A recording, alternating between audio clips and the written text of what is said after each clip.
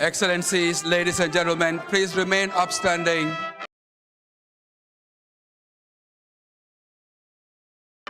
Superintendent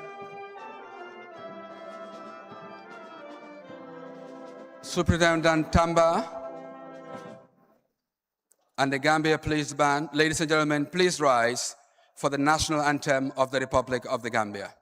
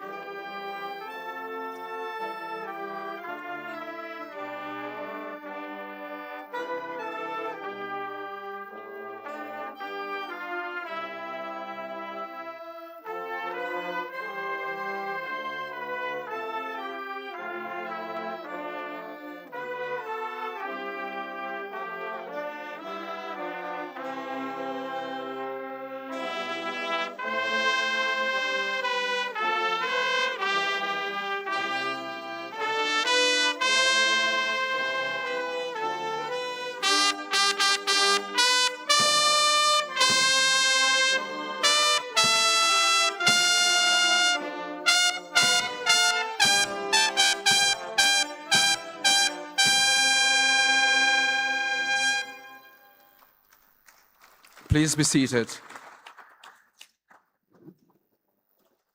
We're a prayerful nation, and therefore we begin all ceremonies with prayer. So we'd like to ask you, ladies and gentlemen, if we can all pray in our individual ways.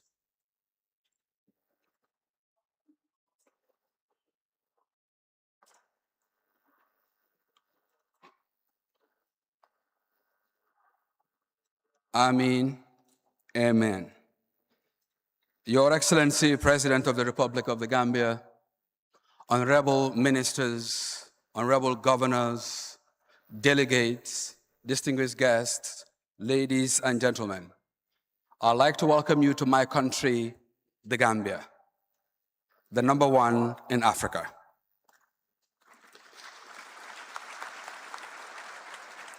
We may be the smallest country in mainland Africa, but we produce a lot of greats. You will remember Kunta Kinte, the man who gave a meaning to resistance. You may remember our contribution to football in the person of Biri Biri, who made his way to Savella's Hall of Fame. The Gambia is no short of greats. In music, we contributed Jaliba Kuyate, the king of Kora.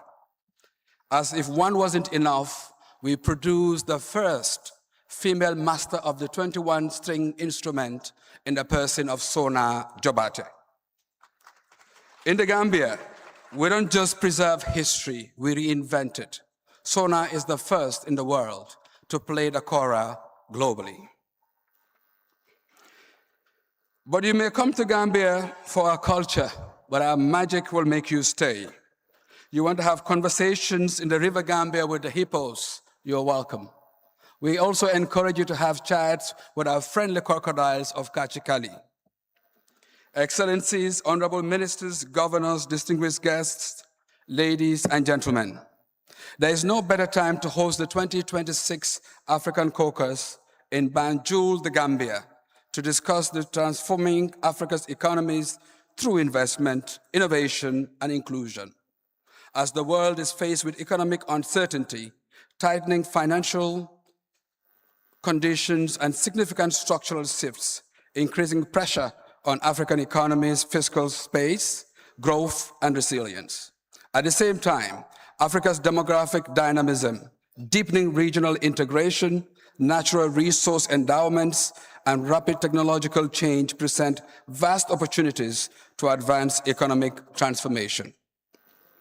Against this backdrop, ladies and gentlemen, in the coming 3 days, the African governors will engage in forward-looking discussions on strategies to unlock the continent's potential by addressing persistent financial gaps, maintain good governance, strengthening domestic capacities, and accelerating structural transformation across priority sectors.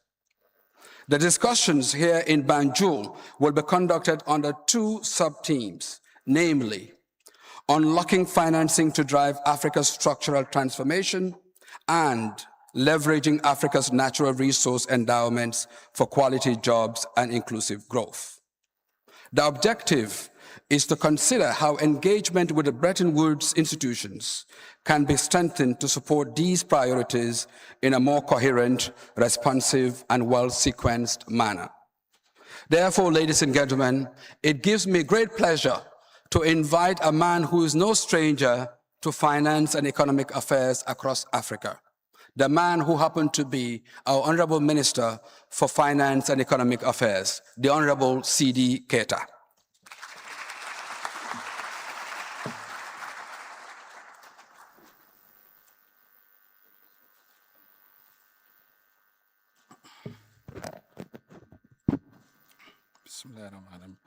Your Excellency, President Adama Barrow, President of the Republic of the Gambia, Your Excellency, Prime Minister of the Republic of Guinea-Bissau, Vice Chairperson and Ambassador Selma Al-Hadidi of the African Union, deputizing for the AU Chairman, Your Excellency, President Sidi Ultah, President of the African Development Bank, Your Excellency, President Aliou Touré, President of ECOWAS, Vice President of Western Central Africa of the World Bank Group, Brother Usman Jagana, Honorable Ministers present, Honorable colleague ministers and fellow governors and alternate governors of the IMF and the World Bank, representatives of the multilateral and development financial institutions, executive directors of the African Development Bank, IMF, and the World Bank Group, Secretary of the IMF, delegates from the private sector across the African continent, senior government officials, staff of the IMF and the World Bank Group, distinguished guests, members of the Fourth Estate, the media, ladies and gentlemen. On behalf of the government and the people of the Gambia, I extend our warmest greetings to each of you and thank you for joining us at this important gathering, that is the 2026 African Caucus. It is with immense pleasure that I welcome you to the 2026 session of the African Caucus here in Banjul, the Gambia, otherwise called the Smiling Coast of Africa.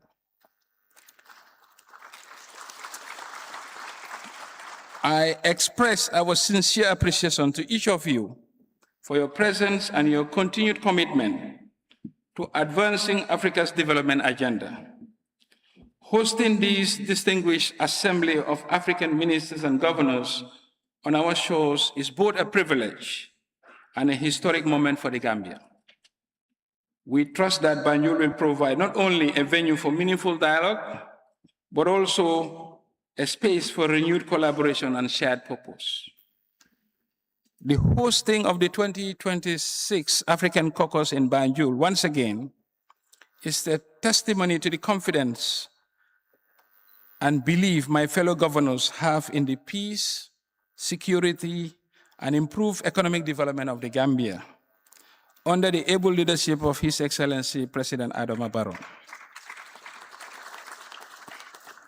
The President has implemented bold and significant reforms that have transformed the Gambia in all sectors of our economic and social life. The number one pillar of the reforms has been the domestic resource mobilization, where our tax revenue increased from 11 billion in 2022 to 25 billion in 2025, without increasing the tax rate, but only through digitalization and enhanced compliance.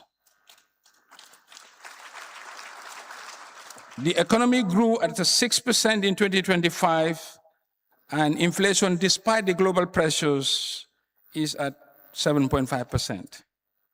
We have also now cleared all areas of government financial statements and began reporting financial statements to the National Assembly within 6 months as per the requirements of the Constitution for the first time in the history of the Gambia. Electricity access across the country is at an all-time high of 90%, and we are on course to meet universal access before the end of 2026.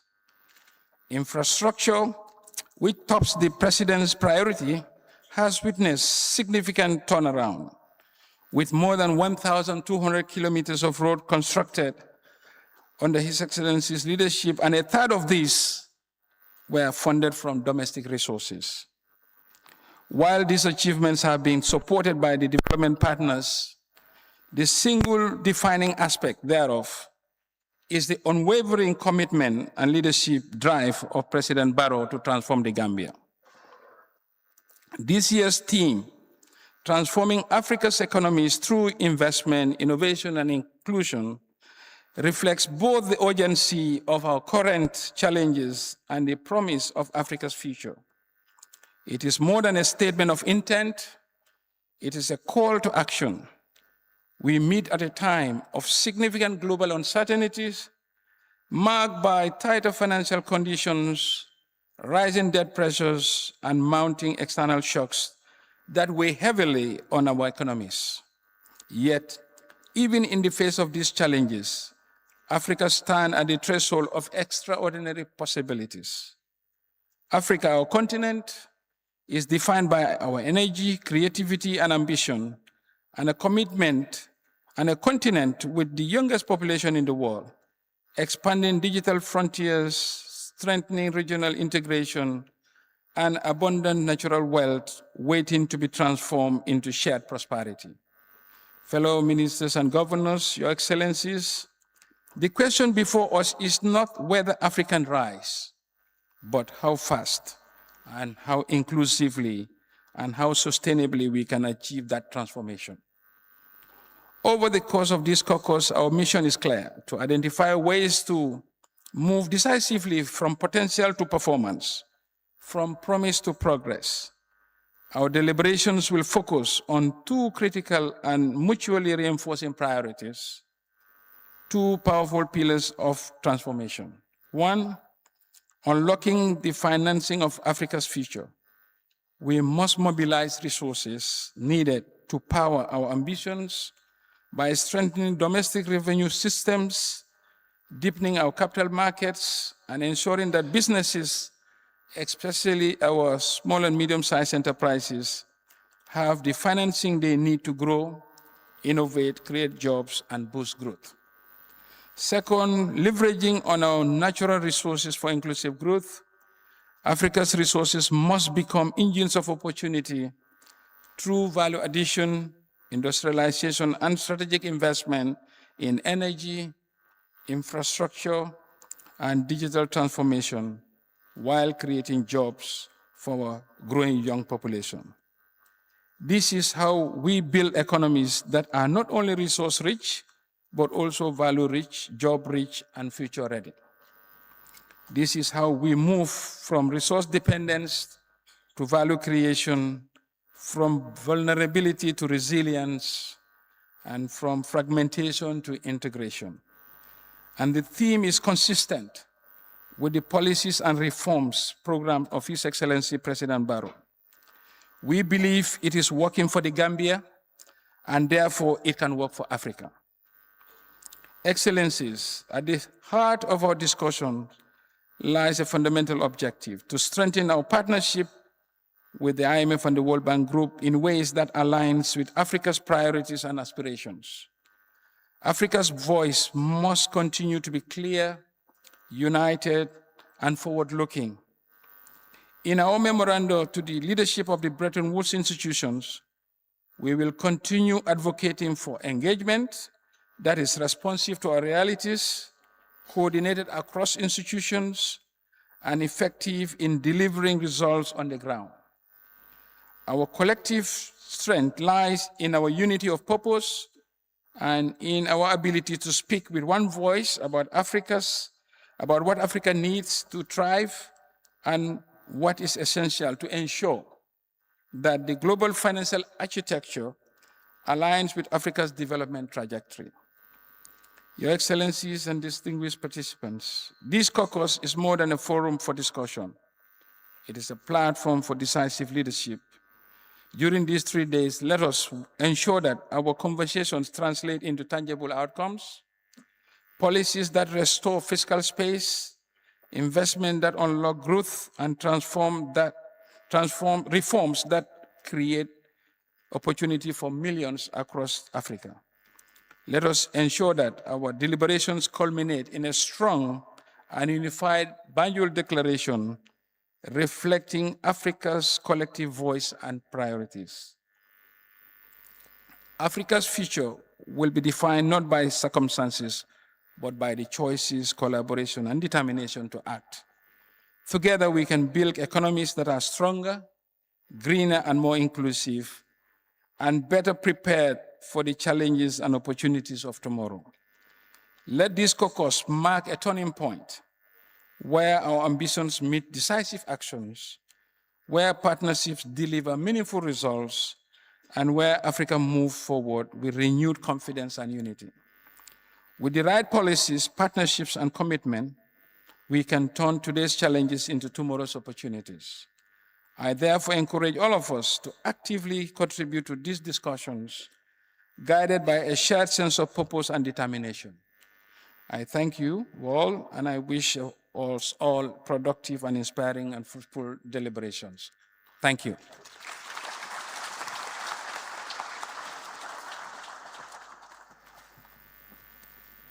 Thank you, Honorable Keita. The next speaker joined the World Bank in 2004. He has held several leadership positions, including Vice President for Human Resource and Country Director for multiple countries across West Africa, where he led operations in both stable and fragile contexts. In recognition of his leadership, he received the World Bank Group Staff Association Good Manager Award in 2009. Is the World Bank's current regional vice president for West and Central Africa, overseeing partnerships with 22 countries and a portfolio of more than $58 billion in financing, projects, and technical assistance. The next speaker, ladies and gentlemen, Mr. Usman Jagana.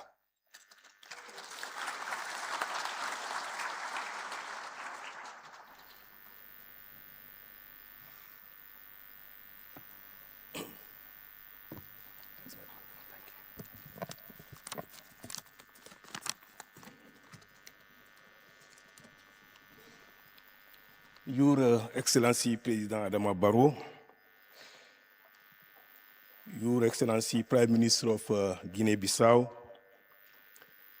Your Excellency Selma Malika Haddadi, Deputy Chairperson of the African Union Commission, my brother Dr. Sidi Ulta, President of the African Development Bank, Honorable Sidi Keita, Chairperson of the African Caucus, distinguished delegates, ladies and gentlemen, all protocol observed.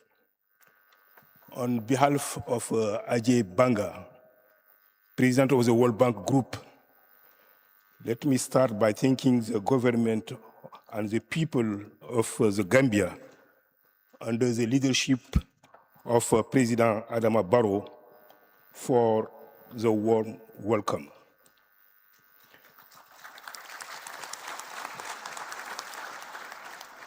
The Gambia's own journey from a difficult past toward a more open, reforming state is a reminder that the occasion before us in these 3 days actually are lived by the countries represented in this room. I also would like to thank the governors and the executive director for the great partnership with the World Bank Group and for the co-creation that they have put on the table that now lead all our deliberation. We are meeting at a moment that is possibly one of the most consequential. We are indeed meeting at a time of successive and at time overlapping crisis for our continent and actually for the world. Yes, the continent faces significant risks. Under the theme of investment, innovation, and inclusion, this offers unique opportunity actually to identify what we can do together and what we need to do together to create more opportunity for the continent. And those three words, investment, innovation, and inclusion, converge on a single purpose: jobs, more jobs, and better jobs. The demographic reality, and this has been mentioned just by my brother Sidi Keita, facing this continent is not new to anyone here, but it's worth restating plainly. 90% of the growth in the world working age population between 2030 and 2050 will occur in Africa. Sub-Saharan Africa working age population alone will grow by more than 620 million people by mid-century. The fundamental questions, therefore, before us is whether our economies will have built the firms and industries capable of absorbing those numbers into productive work. The picture today is sobering. 9 in 10 jobs on the continent are created by the private sector, not by government. Yet, nearly 3/4 of employment remain in low productivity, own account, or family enterprises. Our task, hence, is about creating jobs, and I'm repeating this for the second time because it's essential. It's an existing question and challenge that need to be addressed. And this is why the World Bank Group has organized its work around what we call the 3x5 approach: 3 foundational pillars and 5 sectors: energy, agribusiness, manufacturing, healthcare, and tourism, where jobs can be created at scale. The first pillar is about investment. Investment indeed is foundational. It's about infrastructure and human capital, energy through Mission 300, water through Water Forward, in connectivity through regional corridors, and in agriculture where 2/3 of the continent job already sit. The second pillar is innovation. It's about building a business-enabling environment and deepening the value chain and the regional integration that African Continental Free Trade Area make possible. Private capital represents the third pillar, and mobilizing at scale private capital that will allow actually more private sector investment in order to create even more jobs. Running through all 3 pillars is a commitment to inclusion, ensuring that the benefit of growth reaches the young people, the women, and the region that have historically been left behind. That is what true transformation requires. As the World Bank Group, we are working to be a better partner in this effort. We have shortened project preparation times, moved decision-making closer to the countries we serve, and really doubled our financing to the region over the past decade. Excellency, the World Bank Group come to this caucus not to prescribe, but to listen and to support your efforts to turn investment, innovation, and inclusion into jobs for African people. We look forward to the discussion ahead. Thank you.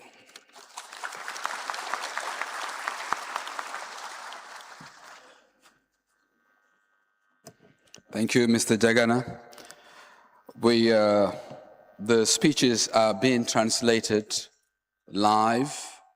Channel 1 is English, Channel 2 French, 3 Arabic, and 4 Portuguese. You may follow the speeches if you do not speak English. I had tasked myself for the next 12 months to speak French, but definitely Arabic will not be one of them. I'm not sure about Portuguese. But the next caucus, please challenge me to speak in French, and I will endeavor to do that. The next speaker is a former Director General for Africa at Algeria's Ministry of Foreign Affairs and has held ambassadorial posts in Kenya and South Sudan, as well as senior diplomatic roles with the African Union and the United Nations in Geneva. A lawyer, she holds a master's degree in international law and private law from the University of Nice. And she's currently the deputy chairperson of the African Union Commission, a career diplomat, a legal expert, and currently serving as ambassador of Algeria to Ethiopia and a permanent representative to the African Union and the United Nations Economic Commission for Africa. Ladies and gentlemen, Her Excellency Salma Malika Haddadi.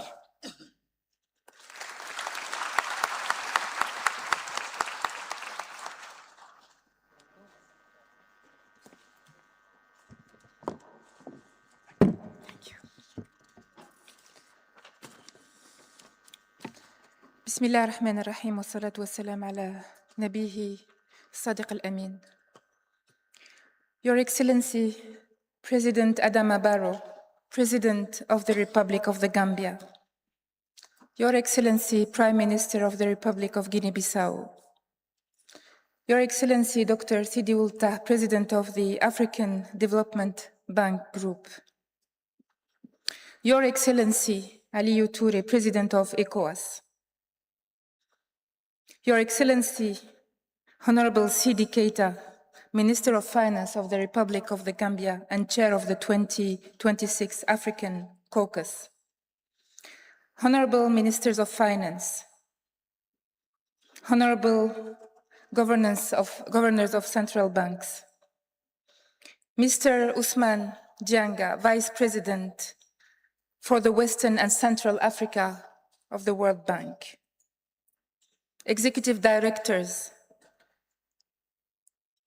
before the World Bank, representatives of the international and diplomatic community, captains of industry and private sectors leaders, ladies and gentlemen, all protocols duly observed. It is a great honor to address the African Caucus meeting in the beautiful city of Banjul at a time of profound consequence for our continent and for the global economy.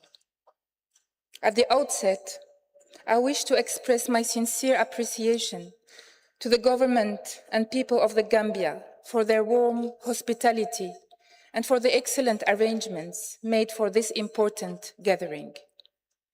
I would like to also extend deep appreciation to the executive directors of the World Bank Group and the International Monetary Fund, and for their teams for convening this strategic meeting and for continuing to provide a platform for African priorities in global economic discussions while associating the African Union to this very important conversation. To all, I would like to bring the warm greetings of the African Union family and the best wishes of success from His Excellency Mahmoud Ali Yusuf, the chairperson of the African Union Commission. Excellencies, this meeting must be more than a ceremonial opening.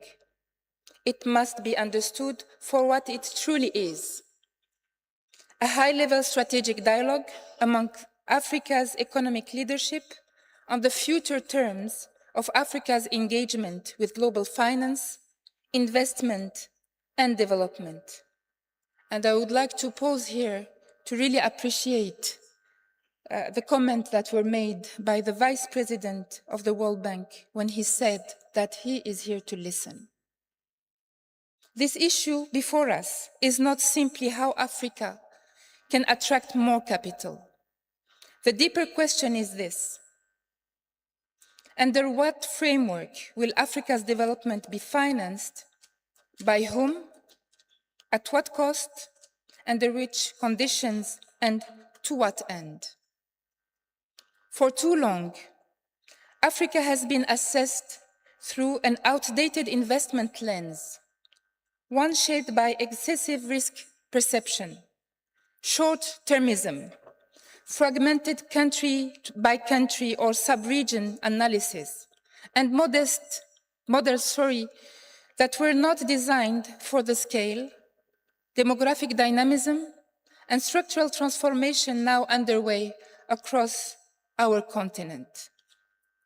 That old framework no longer fits the Africa of today, and it certainly does not fit the Africa of tomorrow. Africa is not a peripheral story to the world economy. Africa is one of the central stories of the 21st century. Our continent is undergoing organic growth driven by urbanization, entrepreneurship, technological adaptation, continental markets integration, and the energy and ambition of one of the youngest populations in the world. It appears that the global and financial architecture that assesses Africa fails to view this dynamism at its real value. This mismatch must now be confronted directly. We meet in a global context shaped by rising tariffs, geopolitical tensions, trade fragmentation, climate shocks, tighter financial conditions, and debt vulnerabilities across many developing economies. But these pressures also carry an important lesson. Africa must strengthen its resilience by building from within, through deeper regional integration, stronger domestic markets, productive investment, and African-led innovation. This vision is fully aligned with Agenda 2063, the Africa we want, an integrated, prosperous, and peaceful Africa driven by its own citizens and representing a dynamic force in the global arena.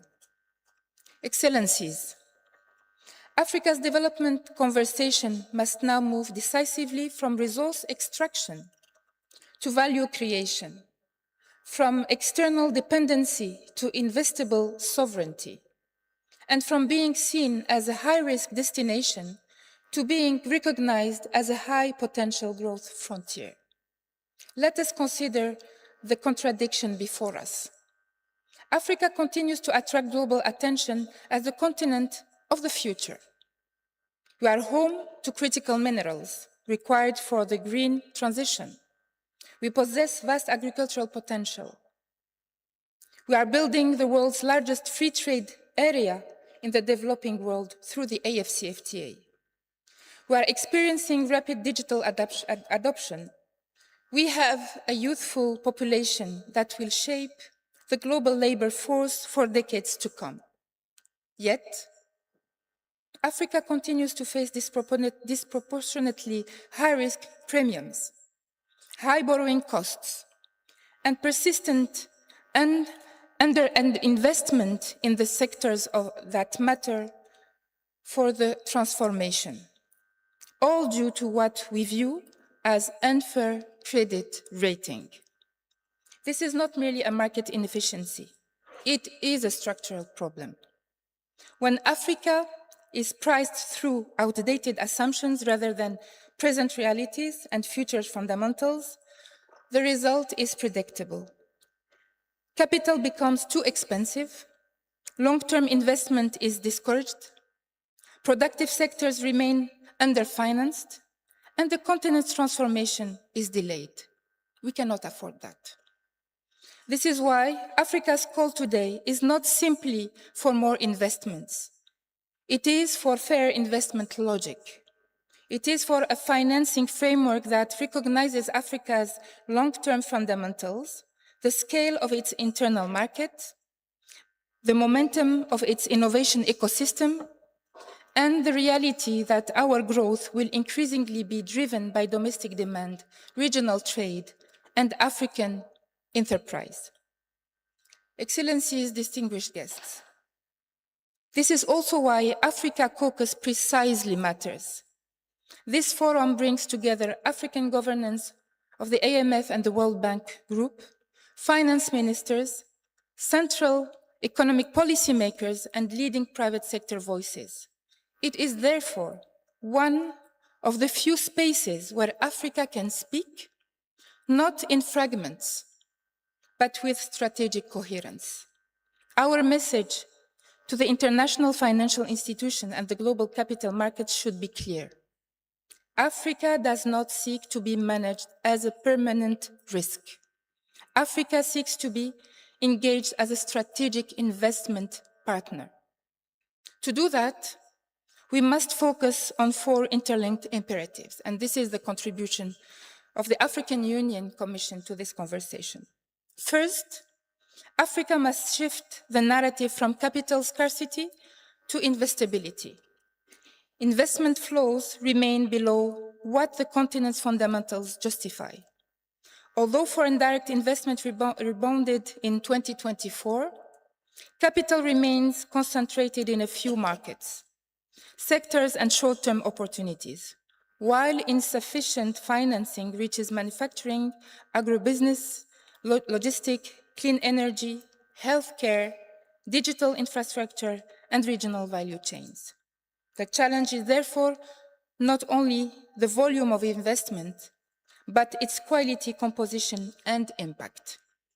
Africa needs long-term capital that builds productive capacity, lowers the cost of doing business, strengthens regional value chains, and creates jobs at scale. This requires stronger partnerships among African governments, financial institutions, private investors, and international financial institutions to improve project preparations, de-risk viable sectors, deepen local capital markets, and build pipelines of bankable opportunities. Africa must be recognized not as a speculative market, but as a long-term global growth proposition. Second, Africa must challenge the persistence of unfair risk perception and the so-called African premium. The issue of sovereign rating, risk assessment, and premium pricing is not abstract. It has direct consequences for fiscal space, debt sustainability, infrastructure financing, and private sector growth. When African countries pay more than peers with similar fundamentals, the continent is not merely being judged conservatively, it is being structurally disadvantaged. That is why the African Union supports for reform of the global credit rating practices and the establishment of an African-led solution, such as the African Credit Rating Agency, which is not symbolic, it is strategic. We need a system that reflects context, recognizes reform, captures resilience, and properly values long-term development trajectories. Capital must price Africa on evidence, not inertia. Third, Africa must align investment with its development ambitions and the needs of its growing youth population. Millions of young Africans enter the labor market each year, yet job creation is not keeping pace. Financing must therefore support the enterprises that create employment. SMEs, manufacturers, agro-processors, creative industries, technology businesses, women-led enterprises, and startups solving practical problems across our continent. Africa's future will be built not only by large corporations, but also in workshops, industrial parks, digital platforms, and small businesses growing into continental champions. If we believe in youth, our capital must reflect that belief. If jobs matter, we must finance jobs creators. We must also equip young people with the skills required by Africa's economic vision and the jobs of the future. Too often, our policies celebrate youth and innovation while our financial systems leave SMEs and startups unfunded, over-collateralized, and priced out of capital. This contradiction must end. Africa needs financing models that reflect how its innovation actually develops, organically, digitally, and by solving real local challenges. These enterprises must now be supported to grow at scale. Fourth and last, Africa must move from fragmented markets to continental scale. No credible investment strategy for Africa can ignore the African continental free trade area. That is, the fact that AfCFTA is more than a trade agreement. It is the foundation for integrated markets, regional value chains, and expansion of African enterprise beyond national borders. For investors, scale matters. Larger markets reduce risk, strengthen demands, improve bankability, and lower transaction costs. But integration must be supported by infrastructure, transport corridors, ports, railways, power pools, digital networks, cross-border payments, and efficient trade systems. With these foundations, Africa is no longer 55 fragmented markets, but one of the world's most compelling long-term investment opportunities. Excellencies, let me also underscore the central role of private capital and African business leadership. Africa's transformation will ultimately be delivered through investment enterprise growth and confidence in the continent's future. Our billionaires, pension and sovereign wealth funds, banks, institutional investors, and industrial leaders must be active partners in building Africa's next growth phase. We must mobilize African savings for African infrastructure, strengthen African private equity and venture capital, and connect policy ambition with investable projects. But we also must create the enabling conditions to do so. On the other hand, international financial institutions must go beyond traditional lending by expanding guarantees, risk-sharing instruments, local currency financing, and other mechanisms that crowd in productive private capital. Excellencies, let me conclude by saying that Africa's future cannot be built on outdated models imported from elsewhere. It requires frameworks that reflect the continent's own realities: dynamic markets, rapid technology adoption, growing cities, regional integration, and youth-led enterprise.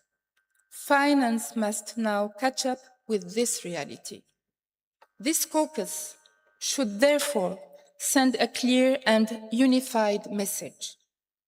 One, that Africa must be assessed through a future-facing investment framework. Two, unfair risk premiums and outdated perception must be corrected. Three, SMEs, startups, and innovation ecosystems must be placed at the center of financing strategies. Four, youth employment must become a key measure of successful economic partnership. And five, Africa's integration agenda must be recognized as a major investment opportunity. The 2026 memorandum to the international financial institutions must therefore be ambitious, strategic, and unified. Let this caucus define a new consensus. That is, Africa needs a new investment compact, fairer risk assessment, stronger financing for African enterprise, and a firm commitment to its young people as the builders of the continent's next economic era. Africa is not waiting for a future to be given to it. Africa is already building that future. Our responsibility is to ensure that global finance, private investment, and public policy are aligned with that reality. If we succeed, investment, innovation, and inclusion will become more than conference themes. They will become the foundation of Africa's transformation. I thank you for your kind attention.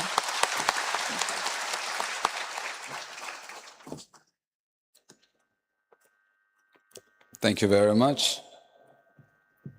Talking about investment, we have GAIPA, Investment Promotion Agency of the Gambia, exhibiting for small, medium enterprises in thematic 1, which is right outside the hall at the end of the hall to your right, and thematic 2, where conversations about investment potentials in the Gambia will be discussed with interested parties.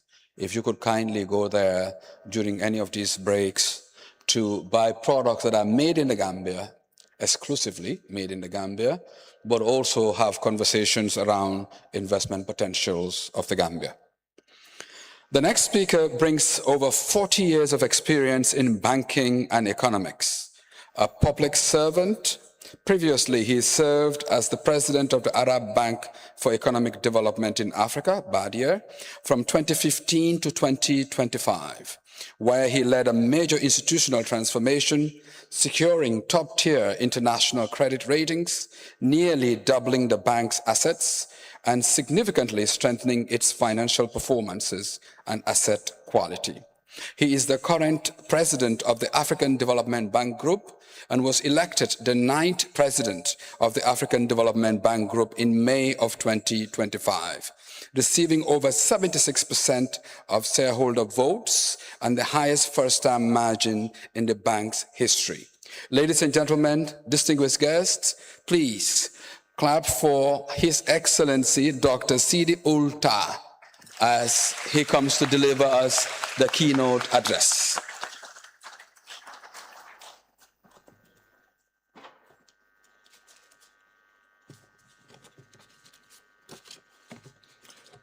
Your Excellency, Mr. Adama Barrow, President of the Republic of the Gambia. Excellency, Mr. Prime Minister of Guinea-Bissau. Your Excellency is member of the government of the Gambia. Your Excellency, Ambassador Selma Malika Haddadi, Deputy Chairperson of the African Union Commission.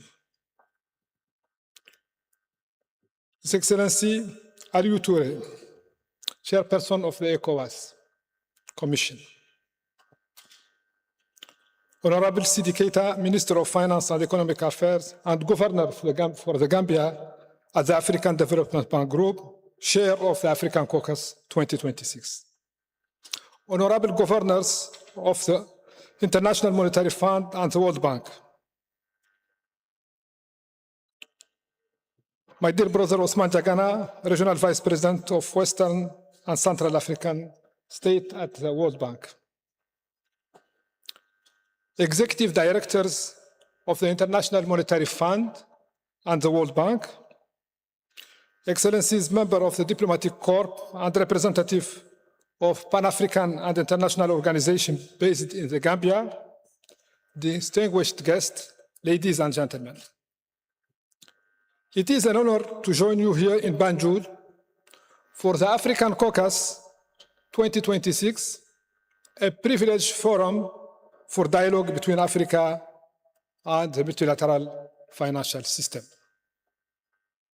Allow me first to congratulate His Excellency President Adama Barrow for gracing this event and to pay tribute to the impressive reform journey undertaken by the Gambia in recent years. Under your leadership, Mr. President, the country has consolidated macroeconomic stability, strengthened public sector governance, modernized procurement system, enhanced oversight of state-owned enterprises, and achieved commendable progress in domestic resource mobilization through innovative digital reforms.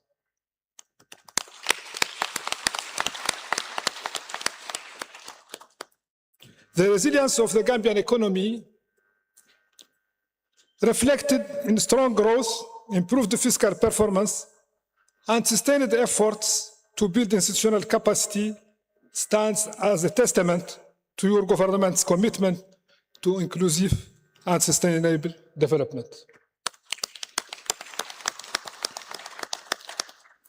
Allow me also, Mr. President, to thank the Gambia for its early pledge to the African Development Fund 17th replenishment, the largest replenishment in the fund history, with African countries contributing from 4 countries to 25 countries. The Gambia demonstrated leadership early in the process, and its timely pledge helped to build momentum.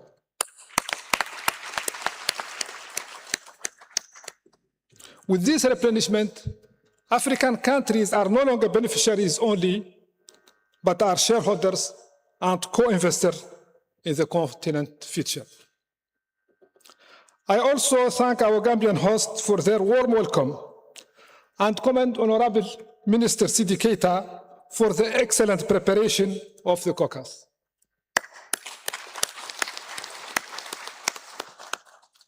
I want also to appreciate the work of the executive directors representing Africa at the boards of the World Bank and International Monetary Funds. Your Excellency, Mr. President, honorable governors and ministers, distinguished ladies and gentlemen. For decades, the world looked to Asia as the principal engine of global growth. Today, Africa is increasingly emerging as the new growth frontier. According to IMF projection, Africa is expected to remain one of the world's fastest growing regions, with 12 African economies ranking among the top 20 fastest global growing economies. African economies have shown real resilience, yet face major headwinds, tighter financing, shrinking aid, geopolitical tensions, climate change. To respond with clarity, we must first name 4 paradoxes that define Africa's position in the world economy. The first is the paradox of size without influence. 18% of the world population, more than 30% of its mineral reserves, more than 60% of its uncultivated arable land, yet barely 3% of the global trade and the world GDP. The second paradox is the paradox of financing. Africa has a financing gap of 400 billion every year for its transformation, while more than 4 trillion sits in our banks, pension funds, insurance and reinsurance activities, and sovereign wealth funds. The third paradox is the paradox of opportunity. Africa offers some of the world's most attractive investment: energy, infrastructure, agriculture, critical mineral, but remains one of the most underinvested regions, receiving only 6% of global FDIs. The main reason is the perceived risk. Moreover, Africa guarantee gap is estimated at around 50 billion US dollars. Investors are not short of appetite. They are short of instruments that make Africa's risk bankable. The fourth paradox is the paradox of fragmentation. A market of 1.4 billion people and 2.5 billion by 2050, with a current GDP of 3 trillion, yet intra-African trade is just 16%, against nearly 60% in Asia and 70% in Europe. The African Continental Free Trade Agreement is our decisive answer.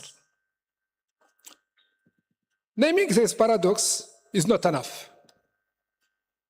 The 4 cardinal points, the strategic vision endorsed by the governor of the African Development Bank in Brazzaville in May, answer each of them directly.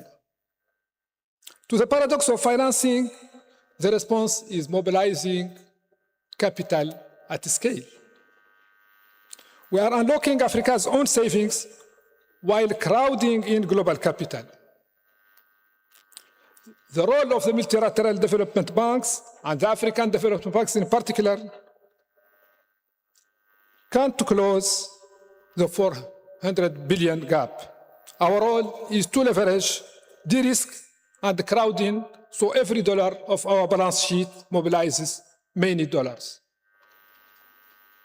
To the fragmentation behind it, our answer is reforming and consolidating Africa's financial institution. Our financial ecosystem is itself fragmented. More than 100 national and regional development finance institutions in Africa, whose combined weight is barely 1% of the world DFI's balance sheet. The new African financial architecture, born of the Abidjan Consensus, is our answer to the fragmentation. We should consolidate, connect all these institutions. This ecosystem should work on the 4 principles of NAFAD, namely jobs for our youth and for our men. And we need to support our micro, small, and medium enterprise, which represent more than 90% of the economic fabric of the continent. Finally, to the paradox of opportunity, our answer is building resilient infrastructure and accelerating value addition. Today, Africa exports its wealth raw and imports it back refined. Transforming African raw materials on African soil is how we stitch the continental market together and make the FCFTA deliver. 4 paradoxes, 4 cardinal points, 1 direction. An Africa that finances itself, connects itself, and negotiates with the world with 1 voice. Here in Banjul, the proof is before our eyes. The Senegambia Bridge binds our market into a shared destiny. It is also an asset whose value has been recycled, attracting institutional investors, freeing public capital for the next bridge, the next corridor, the next power station, the next power line.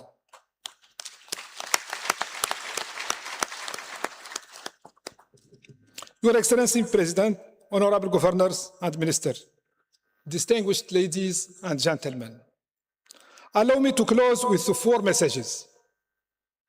My first message is to the African governments. You have met successive crises with remarkable effort on domestic resource mobilization and debt management. We commend the Borrowers Club championed by South Africa, which is carrying Africa's case to the global fora. To bridge the guarantee gap, Africa needs to have a strong Pan-African mechanism. In this regard, the transformation of ATD, Africa Trade Investment Development Insurance, into a continental agency appears as the most practical solution. Hence, the African Development Bank Group has increased its participation in the capital of ATD 5 times, becoming its largest shareholder.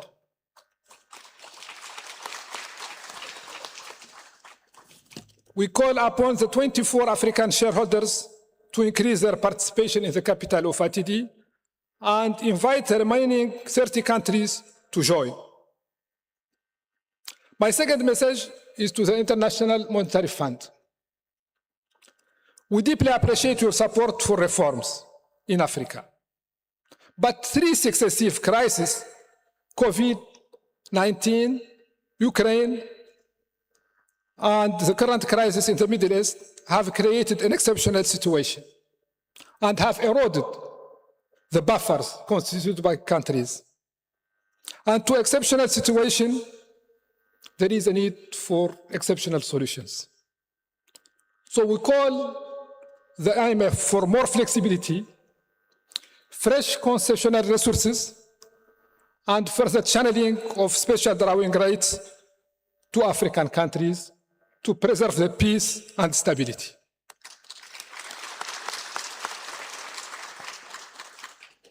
Let us never forget the price of peace and stability. IMF research shows that every dollar invested in conflict prevention can save up to $103 in future costs. Prevention is not charity. It is the most profitable investment the international community can make. My third message to the World Bank Group.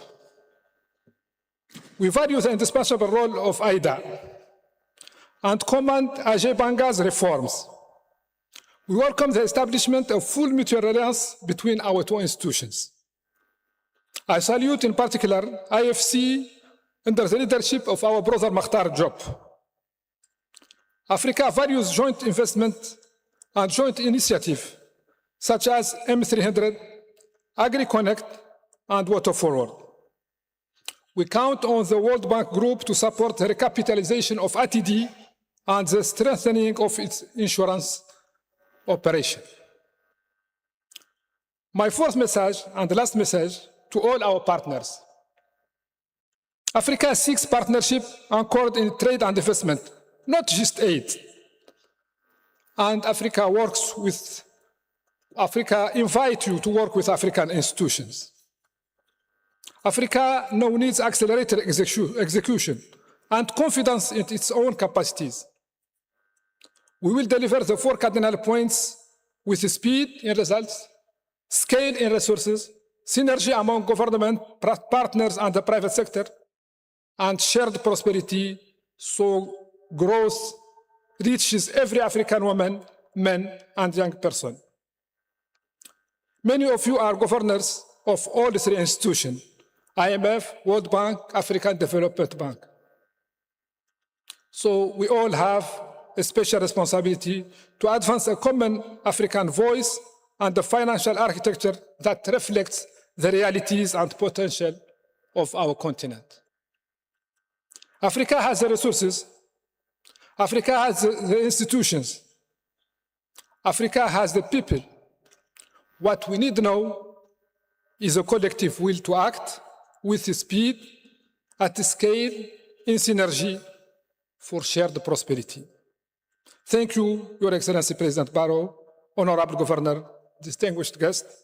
I wish you fruitful deliberation and thank our Gambian hosts once again for their generous welcome to Banjul. Thank you.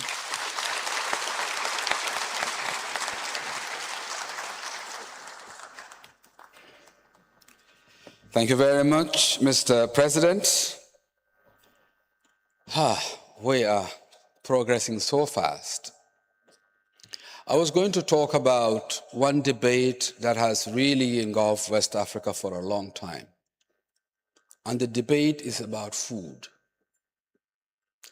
Every West African country claims to own one dish. We went to a contest. We did one in Ghana. We beat them. We did a second one in Nigeria. We beat them. Gambia is the #1 for jollof rice. So if you are from anywhere else in Africa and you have never tried jollof rice, please, in the coming 3 days, try it. You will discover culinary delight you've never experienced before. Ask the Sierra Leoneans, they will tell you, Gambia makes the best jollof. Ask Nigeria, they will vote for us. Ask Ghana, they will vote for us. So during the preparations on Saturday, I had a lady, I am not going to name her, told me, you know who makes the best jollof rice? I said, tell me. I'm used to people saying Nigeria, Ghana, Sierra Leone, Senegal. But Senegal and Gambia were the same. The person told me Côte d'Ivoire. I said, what? Côte d'Ivoire? Jollof rice, Côte d'Ivoire? I did not hear that conversation. Are they part of this discussion? Côte d'Ivoire? Abidjan of all places. Please, stay out of our jollof. And we want to give you a bit of experience of the Gambia with a song called Mansaya by Jalinaya and Mbemba Saho. And it will be just about 3 minutes, then we'll go into others. We just want you to experience our country for what it is. Jalinaya and Mbemba. Yeah.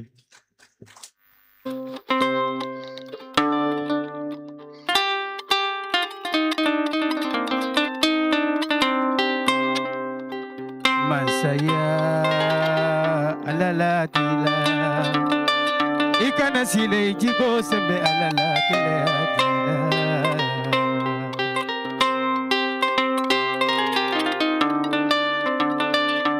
kana sile jigo sembe alala tila ni alaye ni bo mansaya la dunya kuna yesu abirila ayeso imane fa warawka wale di ending